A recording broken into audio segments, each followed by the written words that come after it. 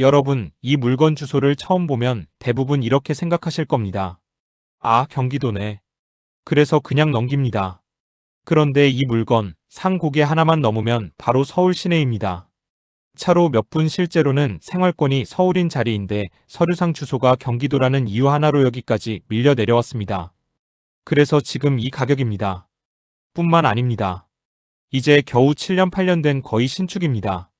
여러분께서 이 영상을 끝까지 보신다면 인생의 기회를 잡을 수 있는 절호의 기회일지도 모릅니다. 이 물건 근린주택이고 임차인은 10명이 넘습니다. 다락까지 얹혀있고 배당표도 복잡하고 권리관계도 한눈에 안 들어옵니다. 그래서 아무도 손을 안 댑니다. 하지만 저는 이 물건을 보면서 딱 하나가 먼저 보였습니다. 이건 싸서 남은 게 아니라 복잡해서 남아있는 물건이다. 이 복잡한 것 모두 한 방에 정리해서 여러분들께서 드시기 좋게 정리해 드리겠습니다. 오늘 보실 물건은 의정부지방법원 남양주지원 경매 물건입니다. 사건 번호는 2024 타경 709번. 소재지는 경기도 남양주시 별내동 887번지 물건 종류는 근린주택입니다. 대지 면적은 약 76.7평, 연면적은 약 145평 규모이고 감정가는 16억 6,993만원. 그런데 현재 최저가는 8억 1,826만 6천원, 감정가 대비 49% 수준까지 내려왔습니다. 경매 법원은 의정부지방법원 남양주지원에서 2026년 1월 22일 10시 30분에 시작합니다. 미리 보증금 8,200만원을 수표 한 장으로 딱 만들어 준비하시면 됩니다. 여러분, 이 정도 규모의 근린주택이 서울 생활권 바로 옆에서 8억 초반에 나온 이유, 단순히 싸서일까요? 아닙니다. 이유가 분명히 있습니다. 그리고 그 이유를 아는 사람만이 물건을 다룰 수 있습니다. 지금부터 이 물건이 왜 여기까지 밀려 내려왔는지, 그리고 이게 정말 함정인지 아니면 남아있는 기회인지 실전 기준으로 하나씩 풀어보겠습니다. 이제 이 물건이 얼마나 좋은지 구조와 그리고 주변의 환경을 한번 확인해 보겠습니다. 이제 건물 자체를 보겠습니다. 이 물건은 지상 4층, 철근 콘크리트 구조로 지어진 근린주택입니다. 사용 승인은 2017년 8월, 지금 기준으로 약 78년 차 말 그대로 연식 부담이 거의 없는 건물입니다. 대지 면적은 253.62, 약 76.7평, 연면적은 479.92, 약 145평으로 이 가격대에서 보기 쉽지 않은 볼륨감 있는 근린주택입니다. 구조를 층별로 보면 아주 깔끔합니다. 1층은 근린생활시설, 현재 일반 음식점으로 건축물 대장에 등록되어 있지만 차량 유리 수리하는 곳으로 사용 중입니다. 2층은 다가구주택 3가구, 3층과 4층은 각각 다가구주택 2가구씩 총 주거 세대만 7가구가 확보되어 있습니다. 하지만 4층에는 다락 구조로 각 1세대에 1개의 다락이 있습니다. 즉 1층에서는 상가 수익, 위층에서는 안정적인 주거 임대 수익이 두 가지를 동시에 가져갈 수 있는 구조입니다. 특히 눈여겨볼 부분은 이 건물이 단순히 세대수만 많은 건물이 아니라는 점입니다. 각 층 면적이 고르게 나뉘어 있고 외관 마감과 창호 상태를 보시면 임대 시 추가적인 외벽 공사나 구조 보완 부담이 크지 않은 상태입니다. 또한 비록 4층이지만 엘리베이터가 설치되어 있어 임차인 유치에 매우 유리한 입장에 있습니다. 거의 신축이라 할 수 있는 물건으로 낙찰받아도 손을 더 이상 볼 것이 없는 깨끗한 건물입니다. 이제 주변 환경을 보겠습니다. 이 물건이 위치한 별내동 일대는 주변이 전부 주상복합, 단독주택, 근린상가로 형성된 이미 생활 인프라가 완성된 주거지역입니다. 바로 인근으로 별내 IC 그리고 세종포천 고속도로 남별내 TG가 연결되어 있어 차량 이동성은 말할 것도 없습니다. 서울 동부권 도봉노원 쪽으로 이동하는 대체감상 서울 외곽이 아니라 서울 생활권이라고 느껴지는 자리입니다. 본 물건에서 인제대학교 상계백병원까지 둘러가도 12km 내외이고 서울여자대학교까지 겨우 8km 거리에 있습니다. 또 하나 중요한 점은 건물 바로 앞도로 여건입니다. 폭이 좁지 않은 포장도로와 접해 있고 주변에 공터나 임시시설이 아닌 이미 완성된 건물들로 둘러싸인 지역이라는 점에서 향후 환경이 급격히 나빠질 가능성도 크지 않습니다. 정리하면 이 물건은 외진 경기도 건물이 아니라 서울과 맞닿아 있으면서도 주소 하나 때문에 저평가된 그리고 건물 상태 구조 임대 구성까지 모두 갖춘 근린주택입니다. 이제 다음 단계에서 이 구조가 권리관계와 맞물려 얼마나 안전한지 그리고 임차인과 배당 구조가 어떻게 정리되는지를 하나씩 차분하게 짚어보겠습니다. 이제 이 물건에서 가장 중요한 부분 권리와 임차인 구조를 차분히 짚어보겠습니다. 먼저 말소기준 권리부터 정확히 찾겠습니다. 이 물건의 말소기준 권리는 2017년 9월 13일 설정된 농협중앙회 근저당권 4억 6,800만 원입니다. 이 권리를 기준으로 그 이후에 설정된 모든 권리들은 낙찰과 동시에 말소 대상입니다. 등기부를 보면 이후 근저당권, 가압류, 임차권 설정이 다수 존재하지만 전부 말소기준 권리 이후에 설정된 권리들입니다. 즉, 낙찰자가 인수해야 할 등기상 권리는 없습니다. 여기까지 들으시면 그럼 권리는 깨끗하네? 라고 생각하실 수 있습니다. 하지만 이 물건의 핵심은 등기부가 아니라 임차인 구조에 있습니다. 현재 현황상 확인되는 임차인은 총 11명입니다. 겉으로 보면 복잡해 보이지만 하나씩 뜯어보면 구조는 명확합니다. 먼저 중요한 결론부터 말씀드리겠습니다. 이 물건에는 대항력을 갖춘 임차인이 단 한 명도 없습니다. 왜 그러냐면 말소기준 권리인 2017년 9월 13일 이전의 전입과 확정일자를 모두 갖춘 임차인이 존재하지 않기 때문입니다. 현재 임차인들 중 다수는 전입은 되어 있으나 확정일자가 없거나 확정일자는 있으나 말소기준 권리 이후이거나 혹은 용도 자체가 미상으로 정리되어 있습니다. 특히 눈여겨볼 부분은 401호와 402호 그리고 일부 미상 세대입니다. 현장 조사 결과 401호에는 외국인 임차인 이재용 LIGAIHONG 전세 1억 2천만 원에 거주 중인 것으로 확인되었습니다. 다만 이 임차인 역시 전입일과 확정일자가 말소기준 권리 이후이기 때문에 법적으로 대항력은 인정되지 않습니다. 다른 세대들도 마찬가지입니다. 보증금이 2억 3,500만 원에 달하는 임차인들이 있지만 전부 대항력은 없는 상태입니다. 그래서 이 물건의 임차인 구조를 한 문장으로 정리하면 이렇습니다. 임차인은 많지만 인수할 임차인은 없습니다. 낙찰자가 이 물건을 취득하게 되면 법적으로는 전부명도 대상이며 배당으로 정리되고 추가 인수 부담은 발생하지 않는 구조입니다. 물론 임차인이 많다는 것은 명도 과정에서 시간과 전략이 필요하다는 의미이기도 합니다. 하지만 반대로 말하면 가격이 여기까지 밀려내려온 가장 큰 이유이기도 합니다.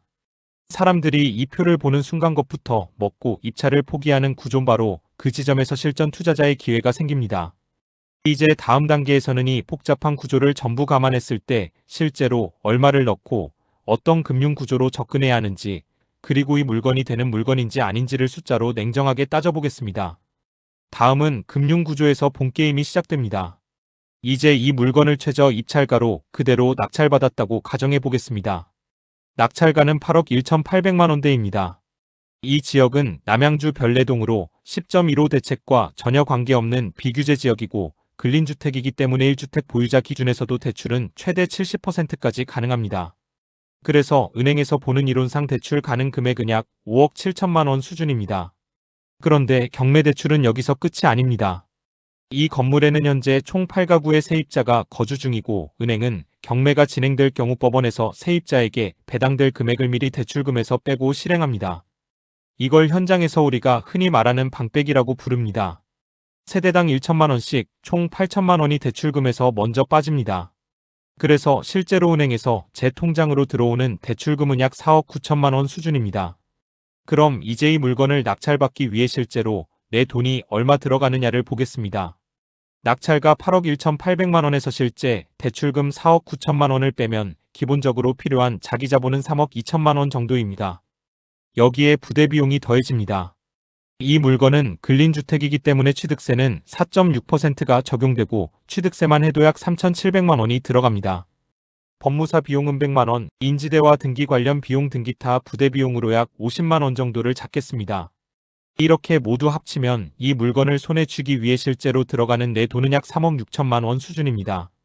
이제부터는 이 자본에 대한 비용을 보겠습니다.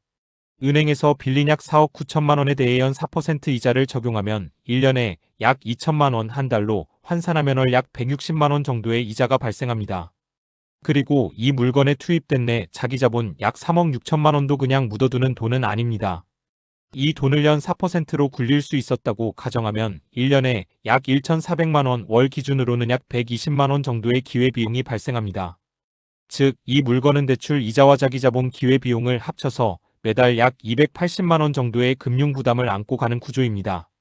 이제 다음 단계에서는 이 물건을 낙찰을 받으면 얼마의 수익이 발생하는지 한번 확인해 보겠습니다. 이 물건이 정말 돈이 되는 구조인지 아닌지를 임대 흐름으로 바로 확인해 보겠습니다.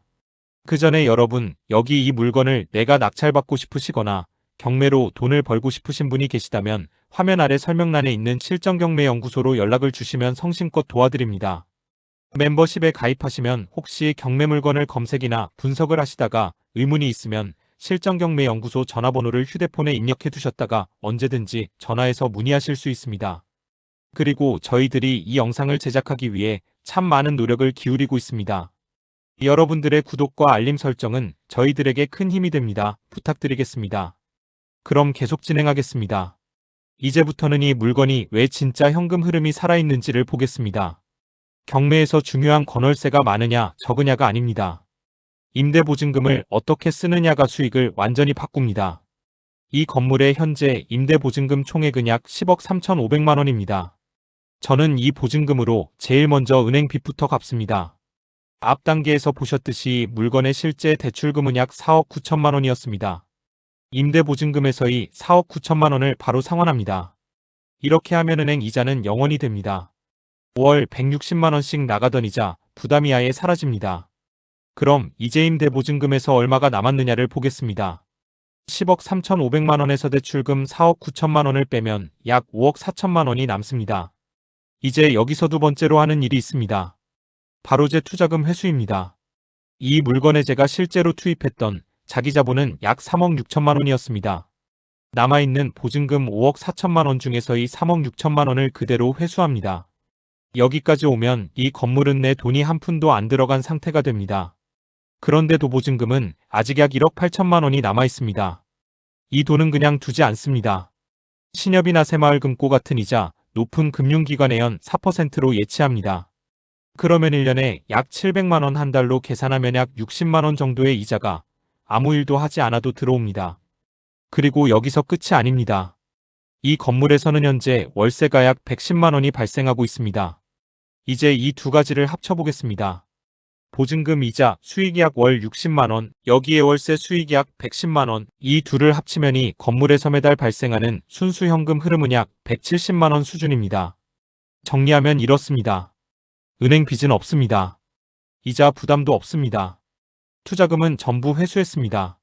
그런데도 매달 170만 원 정도의 현금이 자동으로 들어옵니다. 여러분, 여기에서 끝이 아닙니다. 법원 조사에서 세입자는 모두 11명이라고 하였지만 이 중에 보증금이 확인된 세대는 모두 8세대입니다. 그럼 나머지 3세대는 조사가 안 되었다는 뜻일 수도 있고 조사가 잘못되었을 수도 있습니다. 하지만 건축물 대장에는 8세대가 전입할 수 있다고 되어 있기 때문에 확실한 것은 현장을 확인해서 명확히 보아야 합니다. 그럼 이어서 본 영상의 하이라이트인 매각을 해보겠습니다. 이 물건을 감정가 그대로 매각한다고 가정하고 개인 명의로 3년 보유 후 매각했을 때 세금을 전부 제하고 실제로 손에 남는 돈을 정확히 보겠습니다. 먼저 매각 금액부터 짚겠습니다. 이 물건의 감정가는 16억 6,993만 원입니다. 보수적으로 이 금액에 매각된다고 가정하겠습니다. 이제 취득원가입니다. 최저입찰가 8억 1,826만 원의 낙찰을 받았고 근린주택이므로 취득세는 4.6% 금액으로 약 3,764만 원입니다. 여기에 법무사 비용 100만 원 인지대, 증지, 재증명, 등기부 발급 등 기타 비용 50만 원을 더하면 이 물건을 내 것으로 만드는 데 들어간 총 취득원가는 약 8억 5,740만 원입니다. 이제 양도차익을 계산하겠습니다.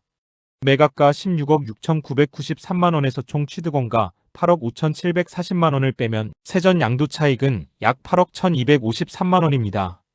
여기서 중요한 부분입니다. 이 물건은 1층이 근린생활시설이 포함된 근린주택입니다. 따라서 주택장기보유특별공제는 적용되지 않습니다. 즉 장기보유특별공제 6%는 영원 양도차익 전액이 과세 대상입니다. 이제 세금을 보겠습니다. 과세표준 약 8억 원대로 개인 양도소득세 최고 구간에 해당합니다. 양도소득세는 약 2억 7천만 원 전후, 여기에 지방소득세 10%가 추가되어 약 2,700만 원이 더 붙습니다. 결국 매각 시 부담해야 할 총 세금은 약 3억 원입니다. 이제 최종적으로 정리하겠습니다. 세전 양도차익 약 8억 1,253만 원에서 총 세금 약 3억 원을 제하면 이 물건을 개인 명의로 보유했다가 매각했을 때 실제로 손에 남는 순이익은 약 5억 1천만 원 수준입니다. 이 물건은 겉으로 보면 6억, 7억 남을 것처럼 보일 수 있습니다. 하지만 세금을 정확히 계산하면 이 물건의 실력은 5억 원 남짓입니다. 이제 이번에는 법인 명의로 취득해서 즉시 매각하는 경우를 보겠습니다. 이 물건은 근린주택이기 때문에 법인 명의로 취득하더라도 중과 규정이 적용되지 않습니다. 그래서 법인의 취득세 역시 4.6%를 그대로 적용합니다. 먼저 매각 전제부터 깔겠습니다. 낙찰가는 최저입찰가 8억 1,826만 원, 매각가는 보수적으로 감정가 그대로 16억 6,993만 원으로 가정하겠습니다. 이제 법인의 취득원가를 보겠습니다.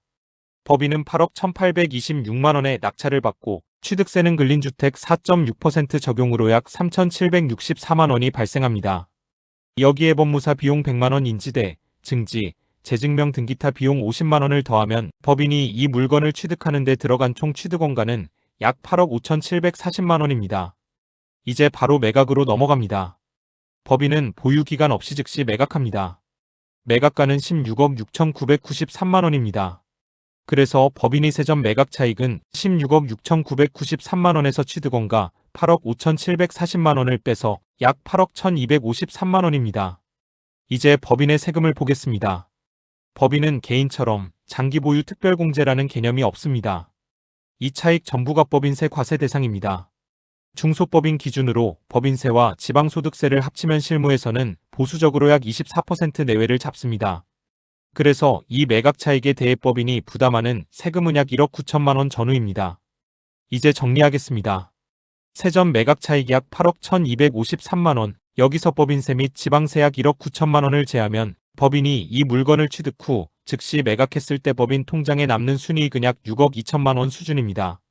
실전경매 연구소가 끝까지 계산하는 이유입니다. 정리하면 이렇습니다. 개인은 시간을 들여 보유하지만 세금이 무겁고 법인은 시간을 들이지 않아도 세금 구조가 명확합니다. 이 물건은 이미 보유 중에도 현금 흐름이 발생하는 구조이기 때문에 개인으로 천천히 가져가도 되고 법인으로 빠르게 정리해도 되는 물건입니다. 결국 선택의 기준은 하나입니다. 속도를 원하느냐 보유를 원하느냐 그 차이입니다. 이게 바로 실전에서 근린주택이 강한 이유입니다. 오늘 분석은 여기까지 정리하겠습니다. 여러분들 중에 이 물건을 경매에 입찰하고 싶으신데 도움이 필요하신 분은 화면 아래 설명란에 있는 연락처로 전화 주시면 언제든지 도움을 드리겠습니다. 그리고 경매를 진행하면서 도움을 받고 싶으신 분은 멤버십에 가입하시게 되면 언제든지 편안하실 때 전화 주시면 궁금한 점 모두 알려드릴 겁니다. 이 물건처럼 단순히 싸 보이는 물건인지 아니면 구조를 알면 보이는 물건인지는 지금까지 숫자와 흐름으로 충분히 확인하셨을 거라고 생각합니다. 경매는 운이 아니라 정보도 아니라 끝까지 계산하는 사람의 영역입니다. 제가 이 채널에서 드리고 싶은 것도 딱 하나입니다.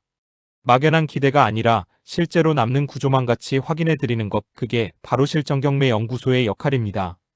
이 영상이 조금이라도 도움이 되셨다면 구독 버튼 한번 그리고 알림 설정까지 함께 눌러주시면 앞으로 올라오는 실전 경매 분석을 빠르게 받아보실 수 있습니다. 앞으로도 애매한 물건은 애매하다고 말씀드리고 되는 물건은 되는 이유를 끝까지 설명드리겠습니다. 지금까지 실전 경매 연구소였습니다. 감사합니다.